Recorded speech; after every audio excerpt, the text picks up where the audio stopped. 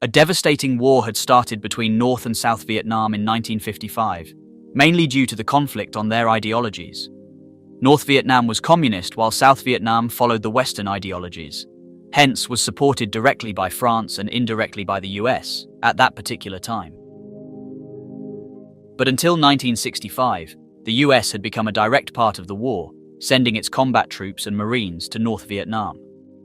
At various instances, forces of North and South Vietnam, in addition to the unofficial forces like the US and Viet Cong, had confronted each other. Guerrilla attacks were also being carried out since Viet Cong had built an underground network of tunnels that were 210 kilometers long. But on January 31st, 1968, things escalated. Viet Cong and North Vietnam Army had started bombardment and firing in Saigon, infiltrating the entire city. When the American troops were deployed to lessen the tension, they received the news that the American embassy in Saigon was under attack and enemy forces had already reached the compound. Forces tried to land a helicopter embassy's roof, but heavy firing avoided that. What should be done next? Welcome to the Ancient Talks, a channel where we explain and try to make sense of some of the most bizarre and mysterious objects and phenomena scientists and archaeologists cannot explain about. We bring out some unexplained mysteries and historic events to discover whether they are myths or realities.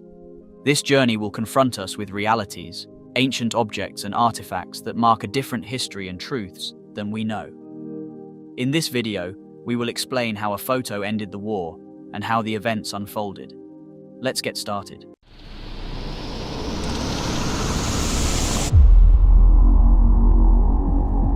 The Vietnam War had started in 1955, but the US had not become a direct part. Earlier, during the fight between communist North Vietnam and South Vietnam, the US had, however, supported France's influence to cope with communism. But in 1965, the United States launched a direct military involvement in the Vietnam War. One pivotal event occurred in November of that year, when the US Army encountered North Vietnamese forces in the Ia Drang Valley, delivering a significant blow to the communists. This marked the start of a challenging struggle for General Nguyen Chi Thanh, his army, and the Viet Cong, as they sought to achieve victory against the American military. However, their progress was consistently impeded by setbacks. Meanwhile, Defense Minister Vo Nguyen Giap, renowned for his triumph over the French at Dien Bien Phu in 1954, aimed to test new tactics.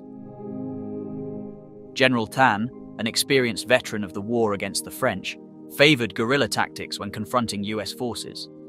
In contrast, Giap held a different perspective. His opportunity to implement his strategies came when General Thanh passed away in July 1967. At that point, General Giap and North Vietnam's Politburo decided it was time to directly confront the American military. Drawing from his previous victory, Giap convinced other military leaders that a decisive blow could defeat the Americans. He envisioned a grand operation following the Chinese Communist doctrine of a general offensive, involving launching a devastating attack followed by a general uprising. The objective was to rally the population in South Vietnam to join the Communists and dismantle the American-supported government. To achieve success, General Giap's ambitious plan required an element of surprise. Overwhelming the Americans was the key to leaving them with no choice but to abandon their allies.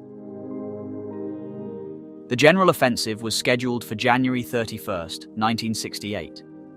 The Lunar New Year held immense cultural significance for the Vietnamese people, traditionally observed with an informal truce during this period in previous years. General Giap began assembling thousands of troops and supplies near the demilitarized zone, while simultaneously launching scattered attacks on American firebases. These assaults aimed to divert attention and obscure North Vietnam's imminent offensive. The sporadic nature of these attacks compelled the US Army, Marines, and ARVN troops to allocate soldiers, resulting in smaller garrisons in several cities.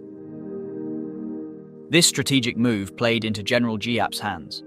In preparation for the offensive, several North Vietnamese officers infiltrated Saigon and other cities, using falsified documents to study the fortifications and distribution of American and South Vietnamese troops. Additionally, multiple North Vietnam Army or NVA divisions converged around the remote Marine base at Khe Sanh, isolating it from reinforcement. The North Vietnamese forces had identified 6 specific objectives inside Saigon to capture. These targets included the American Embassy, the South Vietnamese Joint General Staff Compound, the Independence Palace, the Long Binh Naval Headquarters, the Tan Son Nhut International Airport, and the Tan Son Nhut Air Base. US intelligence estimated that around 40,000 NVA troops surrounded the Khe Sanh base, leading them to believe that the enemy would not respect the Tet ceasefire. Consequently, American forces were deployed to the north. On January 21st, the NVA launched a massive attack on the Marines stationed at the remote outpost of Khe Sanh, overwhelming them with superior manpower and relentless artillery bombardment. General Giap's plan was unfolding successfully. During the early morning of January 30th, Viet Cong guerrillas initiated attacks on over 13 cities in South Vietnam's central region. Unfortunately for General Giap, the attack was premature, partially compromising the element of surprise. The Americans and ARVN were on high alert, tightening the protective circle around Saigon. However, due to the holiday celebrations, many soldiers were on leave, spending time with their families. In the early hours of January 31st, while the locals were engrossed in the festivities, more than 70,000 communist troops poured into South Vietnam. The noise of loud music and firecrackers concealed the sounds of artillery and gunfire. The defense of Saigon had been entrusted to the ARVN, but they were caught off guard. Before we continue further, tell us, are you enjoying the video? If yes, please give it a like and subscribe to the Ancient Talks for more videos on mysterious ancient subjects. Let's continue now. As time passed, the communists launched attacks on 4 other cities, 36 provinces, and 64 districts. The Tet offensive was in full swing, and American and ARVN forces were scattered. At 1:30 a.m., 14 members of the Viet Cong's 10th Sapper Battalion initiated an attack on the presidential palace in Saigon. An hour later, a taxicab arrived at Thong Nut Boulevard, making its way to the American Embassy. The front gate came under machine gun fire, but 2 military police officers quickly closed it and called for backup. Simultaneously, 19 other Viet Cong from the 10th Sapper Battalion surrounded the embassy and breached the compound using C4 charges. The Viet Cong swiftly infiltrated the building, engaging in a brief firefight that resulted in the loss of 2 military police officers and their platoon leader. A rocket fired by the Viet Cong blew open the doors of the chancery. Inside, 3 Marines prepared to defend their position, while additional MPs arrived and pinned down the Viet Cong within the compound. The intense exchange of fire lasted for 6 hours until paratroopers from the 101st Airborne Division arrived by helicopter to clear the embassy. The paratroopers attempted to land on the roof, but were driven off by small arms fire. However, they succeeded in their second attempt when the city was already engulfed in flames, eliminating the remaining enemy combatants inside. In another part of the city, the same Sapper Battalion assaulted the ARVN Joint General Staff Compound, but was initially repelled by the defending forces. The Viet Cong had to call in 2 additional battalions for a second attack. A truck carrying American MPs and ARVN reinforcements was pinned down by a Viet Cong company near the streets leading to the compound. A prolonged close-quarters battle ensued for over 12 hours, resulting in the loss of 16 American troops and over 20 wounded. Although some Viet Cong managed to breach the ARVN compound, they were ultimately decimated by South Vietnamese paratroopers. The Tet offensive unleashed a wave of chaos as the Viet Cong meticulously targeted strategic locations throughout Saigon. Amidst the attacks on the embassy and the Joint General Staff compound, another contingent of Viet Cong fighters maneuvered their way to the national radio station, where they confronted and neutralized a platoon of ARVN paratroopers entrusted with its protection. Their objective was clear: seize control of the radio station to broadcast a recording that would proclaim the fall of Saigon and ignite a widespread uprising. Their plans were thwarted when the transmission link connecting them to the station was severed by the vigilant crew stationed 14 miles away. A pivotal turning point occurred on February 1st, when the renowned 1st Infantry Division, known as the Big Red One, impeded the NVA's relentless efforts to reinforce their positions within the city. Armed with exceptional artillery accuracy, the American forces inflicted substantial casualties upon the communist troops.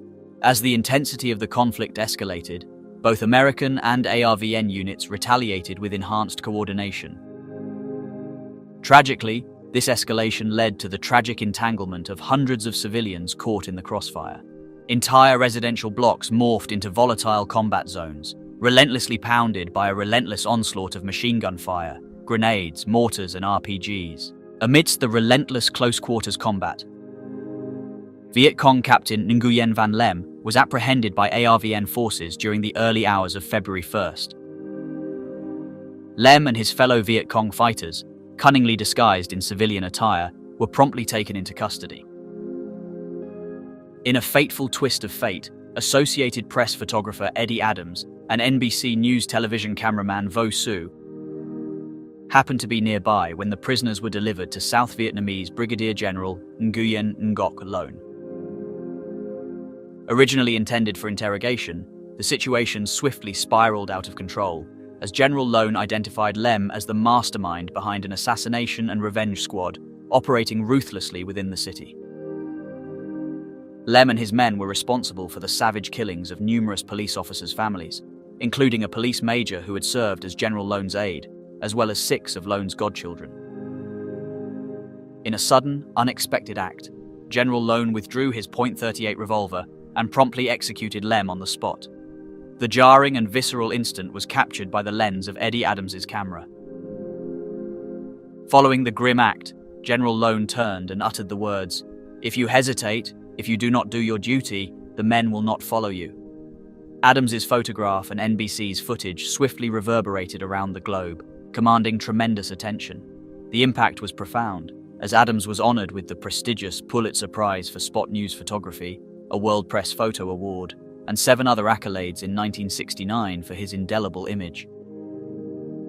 The photograph also intensified anti-war sentiments within the United States and ultimately tarnished General Loan's standing.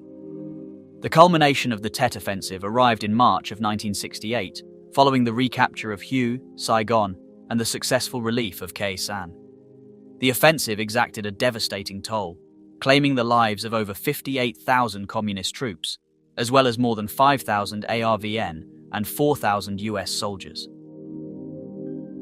But the photo taken by Adams had laid the groundwork for ending the war within the near future. What do you think about the bloody war that lasted for over 20 years in Vietnam? Should countries like the US had interfered directly by sending forces in Vietnam? Let us know your opinion on the use of chemical weapons during the war, which burnt and killed civilians. Would you like to watch more videos like this one? If yes, subscribe to the Ancient Talks and press the bell icon next to it. We bring videos that educate you on some of the enigmatic and unbelievable ancient objects and historic events. Thanks for watching, and until the next video, stay tuned.